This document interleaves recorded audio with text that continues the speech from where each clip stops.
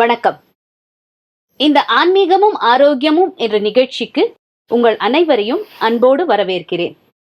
நம் வாழ்க்கையில் நாம் சில விஷயங்கள் நடக்க வேண்டும் என்று நினைக்கிறோம். ஆனால் அது நடக்காமல் போகும் பொழுது மனதிலும் உடலிலும் பாதிப்புகள் ஏற்படுகிறது. நாம் சென்ற நிகழ்ச்சியில் சுவாச மண்டலத்தை பற்றி பேசிக் கொண்டிருந்தோம். இந்த நிகழ்ச்சியிலும் எந்தெந்த ஆசனங்கள் செய்தால் சுவாச மண்டலத்தை ஆரோக்கியமாக வைத்துக் கொள்ள முடியும் என்பதை பற்றி தெரிந்து கொள்ள இருக்கிறோம். நம்மிடையே 3 சிறப்பு விருந்தினர்கள் வந்துள்ளனர். நமது முதலாவது சிறப்பு விருந்தினர் சகோதரி பிரம்மகுமாரி சுதா அவர்கள். இவர்கள் கடந்த 27 ஆண்டு காலமாக இந்த ராஜயோகா பயிற்சியை பயின்று வருகிறார். கடந்த 18 ஆண்டு காலமாக தன்னை முழுமையாக இந்த ஆன்மீக சேவைக்கு அர்ப்பணித்துக் கொண்டுள்ளார். வணக்கம் சிஸ்டர். வணக்கம். நமது இரண்டாவது சிறப்பு விருந்தினர் டாக்டர் கோகிலாம்பாள். இவர்கள் கடந்த 20 ஆண்டு காலமாக ராஜயோக பயிற்சியை பயின்று வருகிறார்கள். இவர்கள் ஓர் மகப்பேறு மருத்துவர். வணக்கம் டாக்டர். வணக்கம். நமது மூன்றாவது சிறப்பு விருந்தினர் சகோதரர் கார்த்திக் அவர்கள். இவர்கள் கடந்த 20 ஆண்டு காலமாக இந்த ராஜயோகா பயிற்சியை பயின்று வருகிறார்கள். யோகாசனத்திற்காக ஒரு சிகிச்சை மற்றும் ஆராய்ச்சி மையத்தையும் நடத்தி வருகிறார்கள். வணக்கம். வணக்கம் டாக்டர். இந்த காலகட்டத்தை எடுத்துக்கிட்டீங்கன்னா நிறைய பேர் கணினி அல்லது கம்ப்யூட்டர் சம்பந்தமான வேலைகள்ல தான் இருக்காங்க. நிறைய பேர்ட்ட கேட்டா உங்களுக்கு என்னங்க பிரச்சனைன்னா எனக்கு முதுகு வலி இல்ல கழுத்து வலி இருக்குன்னு சொல்றாங்க. இது ஏற்படக்கூடிய காரணங்கள் என்ன? இதற்கு ஏதாவது நிவாரணம் இருக்கா? இதை பற்றி ஒரு விளக்கம் தர முடியுமா? அதாவது இந்த கழுத்து வலி முதல்ல எல்லாம் முன்னோர்களுக்கு வயசான காலத்துல தான் கழுத்து வலி வரும். யாருக்கும் இளமையிலையோ அல்லது 20லையோ 40லையோ வலி வராது. வலி வந்து பார்க்க முடியாது பேஷண்ட். ஆனால் இன்னைக்கு 20லேருந்து 40 இருக்கிறவங்களுக்கு தான் அதிகமாக கழுத்து வலி வருது. அதுக்கு வந்து மெயின் காரணம் பாஸ்டரிங் தான். அதாவது இன்னைக்கு இருக்கிற யுகத்தில் கணினி முன்னாடி உட்கார்றதுங்கிறது அவசியமானது. அதுவும் லாங் டைம் உட்கார்றாங்க, ரொம்ப நேரம் உட்கார வேண்டியிருக்கு. அப்போ அவங்க தவறான பாஸ்டர் தான். அவங்களுடைய லெவலுக்கு ஐ லெவலுக்கு அந்த லேப்டாப் வச்சுக்கணும். கையை உயரமாக தூக்கக்கூடாது. கை வந்து நம்ம கை அளவுக்கு தான் அந்த மவுஸ் இருக்கணும். அந்த மாதிரி வச்சு அந்த பாஸ்டர். அதே போல் உட்கார்ந்து இருக்கிறது, சில பேர் பெட்டில் வச்சு பார்க்கறது, தலானியில் மேலே லேப்டாப்பை வச்சுட்டு வேலை செய்கிறது, இதெல்லாம் செய்யும் போதெல்லாம் சிரமம். பாஸ்டர் வந்து உட்கார்ற நிலை வந்து முதல்ல சரியாக இருக்கிற பட்சத்தில் இது அதிகமாக பாதிக்கப்பட மாட்டாங்க. அப்போ இந்த பாஸ்டர் சரியில்லைங்கும்போது இந்த வலி வந்துடுது. ரெண்டாவது இன்னைக்கு ஒர்க்கிங் ஹவர்ஸும் ரொம்ப அதிகம். அவங்களாம் இப்போ 12 மணி நேரம் வேலை பார்க்குறாங்க. அதுவுமே ரொம்ப சிரமமான ஒன்று. அடுத்தது பார்த்தா கால்சியம் டெஃபிஷியன்சிலையும் இந்த எலும்பெல்லாம் வந்து பலவீனம் அடைஞ்சிருது. அதுக்கப்புறம் பார்க்கும்போது எங்கேயாவது உடம்புல கேன்சர் இருந்ததுன்னா அதனுடைய செகண்டரிஸ் வந்து போனில் டெபாசிட் ஆகும். அப்படி இருந்தாலும் அது ரொம்ப ரேர், பட் அதுவும் இருக்குது. அதனாலேயும் வலி இருக்குது. முதுகுலேயும் வலி வருது, கழுத்துலேயும் வலி வருது எல்லாம். இப்போ இந்த கழுத்து வலிக்கு அவங்க பாஸ்டரை கரெக்ட் பண்ணிட்டாங்கனாவே சரியாவாங்க. அதுக்கு மேலே வலி இருந்துச்சுன்னா காலர் போட்டுக்கணும். ஃபஸ்ட்டு எக்ஸசைஸ் தான். ஃபஸ்ட்டு கழுத்து வலி வந்ததுன்னா ஃபிசியோதெரபிஸ்ட்டை போய் எக்ஸசைஸ் கற்றுக்கிட்டு அதை செஞ்சாங்கன்னாவே போதும். அடுத்தது காலர். இன்னைக்கு நிறைய பேர் நம்ம காலரோட பார்க்குறோம். அடுத்தது அதுலேயும் வலி இருந்ததுன்னா ட்ராக்ஷன் போட்டுட்டு சரியாயிடும். அதுக்கு மேலே வலி இருந்துச்சுன்னா மெடிகேஷன். ரொம்ப சரியா சொன்னீங்க. சரியான போஸ்டர் இருந்ததுன்னா இந்த வலியிலிருந்து நிவாரணம் பெறலாம்னு சொன்னீங்க. அடுத்தது நம்ம சகோதரருக்கு ஒரு கேள்வி. இப்போ இவங்க வந்து கழுத்து வலி ஒரு முதுகு வலியை பற்றி சொல்லிட்டு இருக்காங்க. இதற்கான ஏதாவது ஒரு ஸ்பெஷல் ஆசனம் இருக்கா? நிச்சயமா முதுகு வலிக்கும் ஸ்பெஷல் ஆசனம், கழுத்து வலிக்கும் ஸ்பெஷல் ஆசனம் இருக்குது. நம்ம முன்னாடி நிகழ்ச்சியில எல்லாம் கூட அந்த மாதிரி ஆசனங்களை பார்த்தோம். இப்பயும் கூட அது சம்பந்தமான ஆசனம் கூட பயிற்சி முறையில் இருக்குது. உசர்ட் ஆசனம் அப்படின்னு ஒரு ஆசனம் இருக்குது. அந்த ஆசனம் இந்த 2 குறைகளையுமே போக்கக்கூடியதான ஒரு ஆசனம். அது நல்லா நம்மளுடைய இதை கழுத்து வலியும் போக்கும், நம்மளுடைய முதுகு வலியும் கூட போக்கும். அடுத்தது இந்த உசட்டாசனம் பத்தி எங்களுக்கு இன்னும் கொஞ்சம் விளக்கம் தர முடியுமா? நிச்சயமாக. இப்போ உசட்டாசனம் அப்படின்னா என்னங்கிறத நம்ம இப்போ பார்த்துருவோம். இப்போ நம்ம பார்த்துட்டோம்னா அதற்கப்புறமாக அந்த பயிற்சியை பற்றிய விளக்கத்தை நான் உங்களுக்கு சொல்கிறேன். உசட்டாசனம். முழங்காலில் நின்றுக்கோங்க. வலது கையை எடுத்து பின்னால படத்துல காட்டுற மாதிரி வளைஞ்சு வலது கணுக்கால பிடிக்கணும். இடது கையை எடுத்து பின்னால வளைஞ்சு இடது கணுக்கால பிடிக்கணும். பிறகு தலைய பின்னால வளைச்சு தொங்க விட்டுறணும். தொங்க விட்டுட்டு மெதுவா மூச்சை வாங்கி வாங்கி விடணும். அதுல சில வினாடிகள் இருந்துட்டு பிறகு கைகளை ஒன்றன் பின் ஒன்றாக எடுத்து எந்திரிக்கணும். ஒவ்வொரு ஆசனத்தையும் செய்த பிறகு ஒரு 3 நிமிடங்கள் நிதானமாக படுத்து ஓய்வு எடுத்துக்கணும். அதற்கப்புறம் தான் நம்ம எழுந்திரிக்கணும். இப்போ பார்த்தோம் இல்லையா, இதுதான் உசட்டாசனம். இந்த ஆசனத்துல நமக்கு அநேக விதமான நன்மை இருக்கு. இப்போ கழுத்து வலி, அதாவது கழுத்து வலியையும் முதுகு வலியையும் நீங்க கேட்டீங்க. இந்த ஆசனத்தோட வளைவு தன்மையை நீங்க பார்த்தீங்கன்னா கழுத்து பாகத்திற்கும் முதுகு பாகத்திற்கும் இந்த ஆசனத்துல நிறைய வேலையை நம்ம காட்டியிருப்போம். இப்போ அவங்க சொன்னாங்க இல்லையா, அந்த பொசிஷன் வந்து நமக்கு கரெக்டாக இருக்கணும் அப்படின்னு சொல்லிட்டு. இன்னைக்கு வந்து அந்த பொசிஷனை வந்து அப்படி கரெக்ட் பண்ண முடியாது. அப்படி ஒரு காலகட்டமான சூழ்நிலையில் நம்ம வந்து இருக்கிறோம். அப்போ இந்த ஆசனத்தை நம்ம போடும்போது அப்படிப்பட்ட ஒரு சூழ்நிலையில் நம்ம வாழ்ந்திருந்தாலும் கூட அதையும் இது வந்து சரி பண்ணும். கழுத்து வலிக்கு இது ஒரு நல்ல சிறந்த ஆசனம், முதுகு வலிக்கும் ஒரு நல்ல சிறந்த ஆசனம். அதோடு மட்டும் இல்லாமல் இப்போ பார்த்தீங்கன்னா பொதுவாக முதுகு வலிக்கிறவங்களுக்கு அடுத்து என்ன பிரச்சனை வருது அப்படின்னா சுவாச சம்பந்தப்பட்ட பிரச்சனை நிச்சயமாக வரும். அதாவது குறுக்கு முதுகுல வலி வருதுனாலே அங்கே பிரீத்திங்கில் பாதிப்பு வரும். நீங்கள் இந்த நிகழ்ச்சியில் இந்த சுவாசம் சம்பந்தப்பட்ட பிரச்சனையை பற்றி நாம் பார்ப்போம்னு சொன்னதுனால இந்த உசட்டாசனம் அதுக்கு ஒரு கண்கண்ட மருந்து.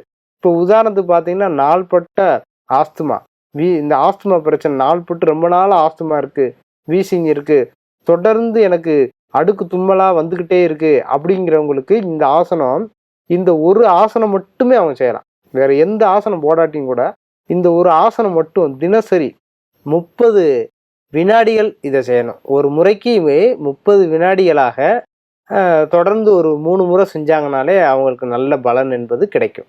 ஆஸ்துமா சம்பந்தப்பட்ட பிரச்சனையிலேருந்து அவங்க நிச்சயமாக வெளியில் வர்றதுக்கான மிகப்பெரிய வாய்ப்பு இருக்குது. அதோடு மட்டுமல்லாமல் இளைஞர்களுக்கான ஒரு வாய்ப்பும் இந்த ஆசனத்தில் இருக்குது. இப்போ பார்த்தீங்கன்னா இன்னைக்கு உலகத்தில் பூரா யூனிஃபார்ம் சர்வீஸ், அதாவது ரொம்ப விரும்புகிறாங்க. இந்த போலீஸுக்கு போகிறதுக்கு, மிலிட்ரிக்கு போகிறதுக்கு ரொம்ப விரும்புகிறாங்க. அதுக்கு அதிக சம்பளமாகவும் ஆயிடுச்சு. அப்போ அவங்க என்ன பண்ணுறாங்கன்னா அதுக்காக நிறைய முயற்சியை மேற்கொள்கிறாங்க. அதில் ஒரு டெஸ்ட்டு என்னன்னா மார்பகம் விரிய வேண்டிய ஒரு டெஸ்ட்டு அதில் எடுக்கிறாங்க. அப்போ அந்த மார்பகத்தை விரிக்கிறதுக்காக, அந்த சென்டிமீட்டரை கூட்டுறதுக்காக நிறைய பயிற்சி முறையை, உடற்பயிற்சியை வந்து நிறைய இளைஞர்கள் மேற்கொள்கிறாங்க. இப்போ பார்த்தீங்கன்னா நம்மளுடைய தமிழக இளைஞர்களுக்கு நம்மளுடைய புரதான கலையான இந்த ஆசன பயிற்சியிலே வந்து அவங்களுடைய அந்த மார்பகத்தை விரியும் தன்மை உடையது ஆக்கக்கூடிய ஆசனங்களை பற்றி அந்த விஷயங்கள் வந்து தெரியலை அவங்களுக்கு, அதை அறியாமல் இருக்கிறாங்க. உண்மையை சொல்லப்போனால் மற்ற எக்ஸசைஸ் பண்ணுறதை விட இந்த உசட்டாசனத்தை தினசரி அவங்க ஒரு நிமிடத்துலேருந்து 2 நிமிடம் வரைக்கும் ஒவ்வொரு முறைக்கும் ஒரு 5 முறை நின்றுக்கிட்டு வந்தாங்கன்னா, காலையிலையும் மாலையிலையும் நின்றுக்கிட்டு வந்தாங்கன்னா 1 மாதம் 2 மாதங்கள்லேயே அவங்க மார்பகம் நல்லா விரிவடைஞ்சிடும். அவங்க போலீஸ் செலெக்ஷன் போனால் நம்பர் 1 செலக்ட் ஆயிடுவாங்க. எந்த யூனிஃபார்ம் சர்வீஸ் போனாலுமே அவங்க அந்த மார்பக செலெக்ஷனில், அந்த விரிதல் அடைகிற செலெக்ஷனில் முன்னால் வர முடியும். நாள்பட்ட வீசிங்கும் சரியாகும். ஆஸ்துமாவுக்கு நல்ல ஒரு மருந்து இது வந்து. தொடர்ந்து மூக்கில் நீர் வடியுது அப்படின்னு சில பேர் சொல்லுவாங்க, மூக்குலேருந்து தண்ணியாக ஊற்றுதுன்னு. அவங்களாம் உடனடியாக காலையிலையும் மாலையிலையும் இந்த உசட்டாசனம் செஞ்சு வந்தாங்கன்னா அநேக விதமான நன்மை அடைவதோடு அந்த நோயிலிருந்தா முற்றிலும் வெளியே வரலாம் அப்படிங்கிறது நம்ம யோகிகள் ஞானிகள் கண்டுபிடிச்சிருக்க இந்த ஆசனங்களோட ஒரு கூற்றும் கூட. ரொம்ப அழகா சொன்னீங்க பிரதர். இந்த ஆசனத்தை தொடர்ந்து 1 மாதம் 2 மாதம் பயின்று வந்தாலே மார்பகம் நல்லா விரியும்னு சொல்லியிருக்கீங்க. மற்றும் ஆஸ்மா நோயாளிகளுக்கு இது ஒரு நல்ல பலனை தரும்னு சொல்லியிருக்கீங்க. அடுத்து நம்ம டாக்டர்கிட்ட ஒரு கேள்வி. இப்ப பாத்தீங்கன்னா இப்ப இருக்கக்கூடிய காலகட்டத்துல சின்ன பிறந்த குழந்தையிலிருந்து முதியோர் வரைக்கும் இந்த ஆஸ்மாங்கிறது ரொம்ப ஒரு கொடுமையான நோயா இருக்கு. இதுக்கு வந்து இந்த மாசு நிறைந்த காற்றும் ஒரு காரணமா இருக்கு. இதற்கு மேல நீங்க பாத்தீங்கன்னா நிறைய பேர் இந்த அலர்ஜி, ஆஸ்மா சம்பந்தப்பட்ட அலர்ஜியால அவதிப்படுறாங்க. இதுல இருந்து எப்படி அவங்க விடுபடலாம்? இதற்கு காரணங்கள் என்னன்னு நீங்க சொல்ல முடியுமா? அலர்ஜி வர்றதுக்கு நிறைய காரணங்கள் இருக்குது.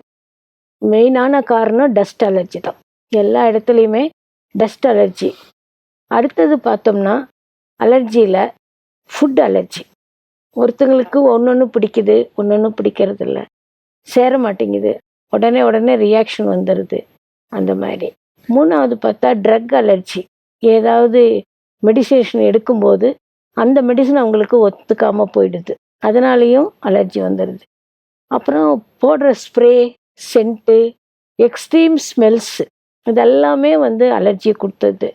அதனால் இதில் யூஸ் பண்ணும்போது கவனமாக இருக்கணும்.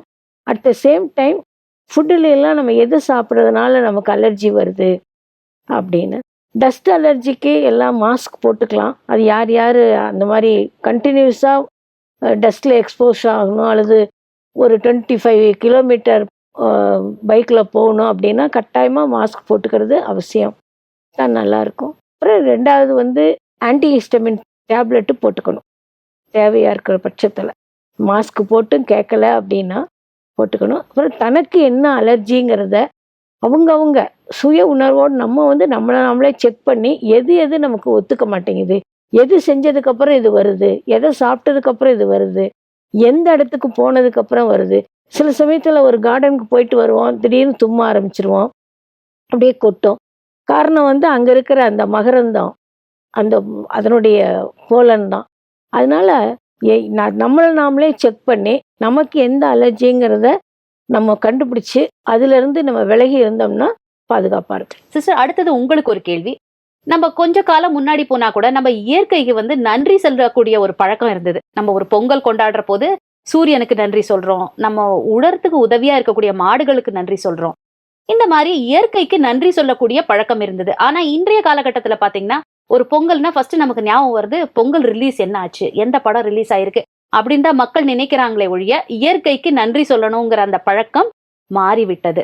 சோ இயற்கைக்கு நாம் எப்படி நன்றி சொல்வது, இயற்கையோடு நாம் எப்படி உறவு கொள்வது, இதை பற்றிய ஒரு விளக்கம் தர முடியுமா? இயற்கையை பார்த்தோம் அப்படின்னு சொன்னா இந்த பஞ்ச தத்துவங்களுமே இன்னைக்கு மாசடைந்த சூழ்நிலையில இருக்கு. இப்ப இந்த பஞ்ச தத்துவங்கள் மாசடைந்ததற்கு முக்கியமான பொறுப்பாளர்கள் யாரு அப்படின்னு பார்த்தா இந்த உலகத்துல இருக்கக்கூடிய ஒவ்வொருத்தருமே இதற்கு பதிலை நாம் கொடுத்துதான் ஆக வேண்டும். நம்மளுடைய மனசு மாசு ஆன காரணத்தினால இன்னைக்கு இயற்கை கூட என்ன ஆயிடுச்சு அப்படின்னா மாசடைஞ்சிடுச்சு. நம்மளுடைய மனசு எப்படி மாசடைஞ்சிருக்கு அப்படின்னு சொன்னா நம்மளுடைய உள்ள இருக்கக்கூடிய குணங்கள்ல கொஞ்சம் அவகுணங்கள் இன்னைக்கு ஜாஸ்தி ஆயிடுச்சுன்னு வச்சுக்கோங்களேன். அதாவது அவகுணங்கள்னு சொல்லும் பொழுது நிறைய சம்பாதிக்கணுங்கிற பேராசை வரும் பொழுது நிறைய தொழிற்சாலைகள் கட்டணும், அதை கட்டணும், இதை கட்டணுங்கிற ஒரு எண்ணம் வருது. போட்டி, பொறாமை, இந்த பழி உணர்வு இதுவும் இன்னைக்கு என்ன ஆயிட்டே போகுது அப்படின்னா அதிகமாயிட்டே போகுது. இப்ப எப்படி நம்ம சொல்றோம், இந்த இயற்கை கூட நம்மளுடைய டெலிபதியை உணரக்கூடிய சக்தி இருக்கு. நம்ம என்ன எண்ணம் உற்பத்தி பண்றோமோ அதை கிரகித்து கொள்ளக்கூடிய சக்தி இந்த இயற்கைக்கும் இருக்கு.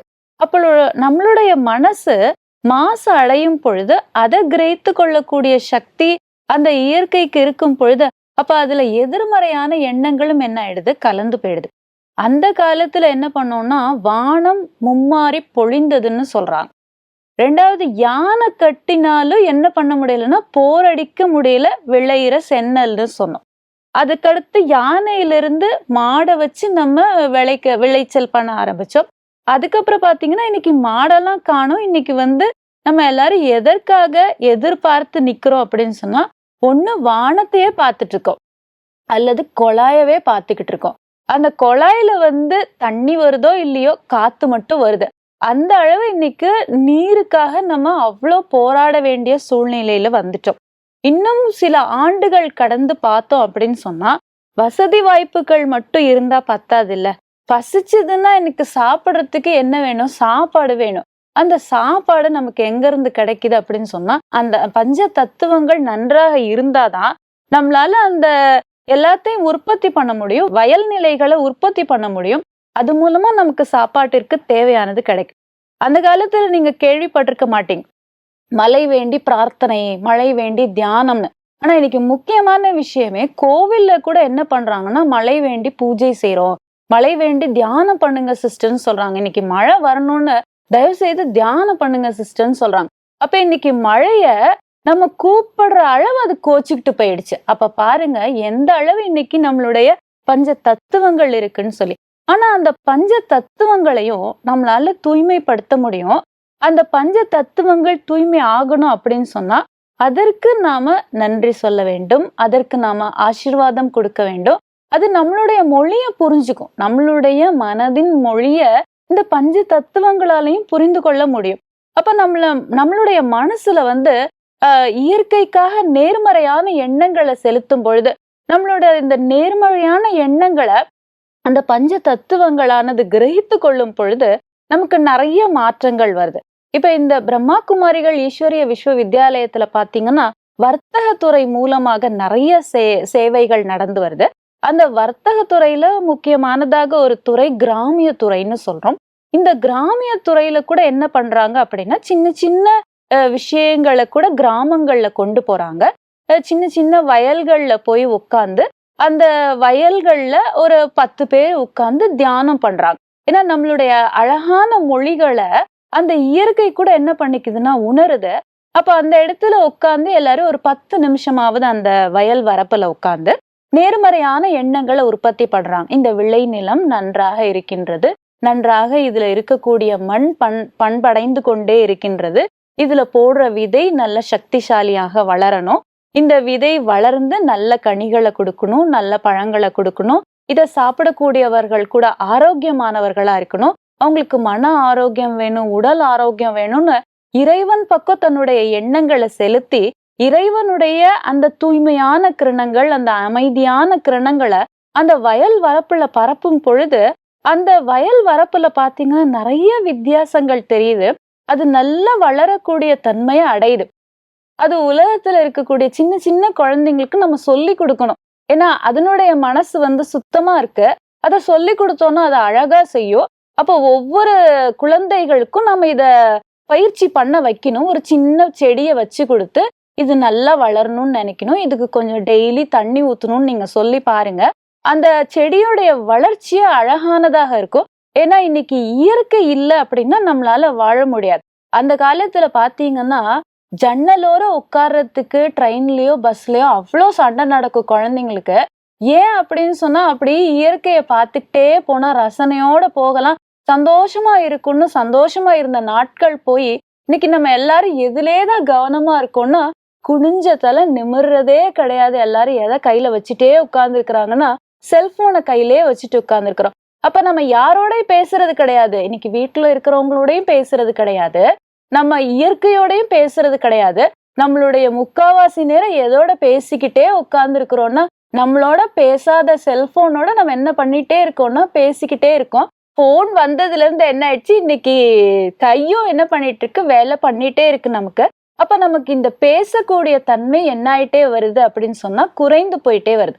அப்ப நம்மளுடைய எண்ணங்கள் நம்மளுடைய வார்த்தைகளை கூட இந்த இயற்கை கிரகிச்சுக்கும். அப்ப எப்படி வந்து ஒரு அழகழகான தோட்டம் தோப்பு தொரவெல்லாம் இருந்தாதான் நல்லா இருக்கும். இன்னைக்கு நிலம் கூட எப்படி இருக்குன்னா ஒரு காஞ்சு போன நிலையில இருக்கு. அப்ப இந்த காய்ந்த நிலங்களை கூட நாம வந்து உட்கார்ந்து பண்படுத்தணும் அப்படின்னு சொன்னா இறைவனுடைய தூய்மையான கிரணங்களை அங்க நாம செலுத்தும் போது இறைவனிடம் வாங்கி இந்த இடம் தூய்மை ஆயிட்டே இருக்கு, இந்த இடம் விளைநிலம் ஆகக்கூடிய நிலையை அடைஞ்சுக்கிட்டே இருக்குன்னு நம்ம சொல்லும் பொழுது அந்த மனசார நம்ம உள்ள பூர்வமாக முயற்சி செய்வதற்கு நிறைய பலன்கள் இருக்கு.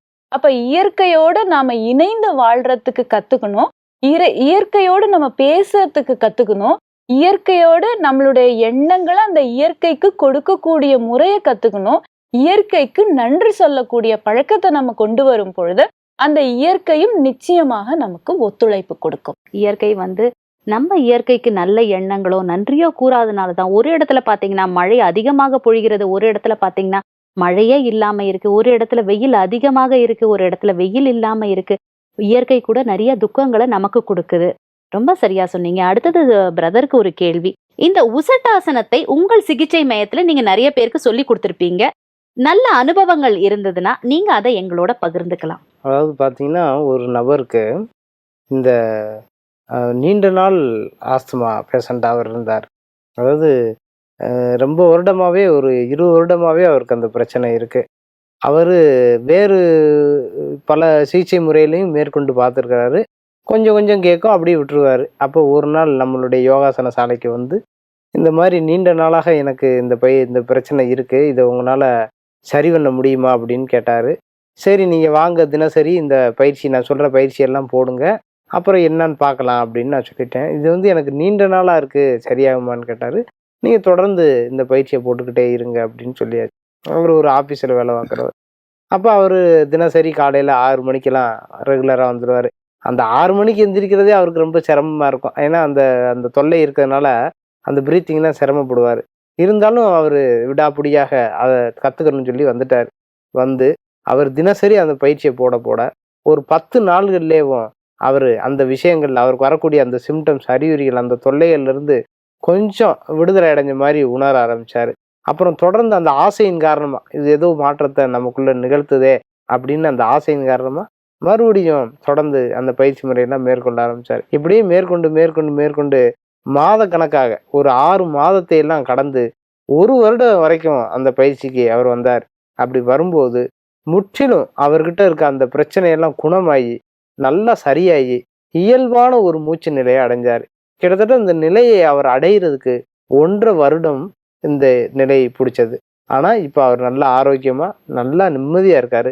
இரவு நேரத்துல தூங்குறாரு. ரொம்ப அழகா இன்று இங்க வந்து உங்களுடைய ஆழமான அனுபவங்களை பகிர்ந்தமைக்கு மிக்க மிக்க நன்றி. வணக்கம். வணக்கம். என்ன நேயர்களே, நிகழ்ச்சியை பார்த்தீங்களா? இந்த நிகழ்ச்சியில நம்ம உர்சட்டாசனம் இதை பற்றி தெரிந்து கொண்டோம். இந்த ஆசனங்களை நாம் தொடர்ந்து செய்து வந்தால் மார்பகங்கள் விரிவடைய உதவும். அடுத்தது வந்து சிஸ்டர் சொல்ற போது நம் இயற்கையோடு ஒரு நல்ல உறவு முறையை நாம் வைத்துக் கொள்ள வேண்டும் என்று சொன்னார்கள். நம்ம டெய்லி காலையில எழுந்து இயற்கையை பழிக்காமல் அதற்கு நன்றி சொல்லக்கூடிய ஒரு பழக்கத்தை நாம் உருவாக்கி கொள்ள வேண்டும். இந்த நிகழ்ச்சி இதோடு நிறைவு பெறுகிறது. மீண்டும் அடுத்த நிகழ்ச்சியில் சந்திக்கலாம். நன்றி, வணக்கம்.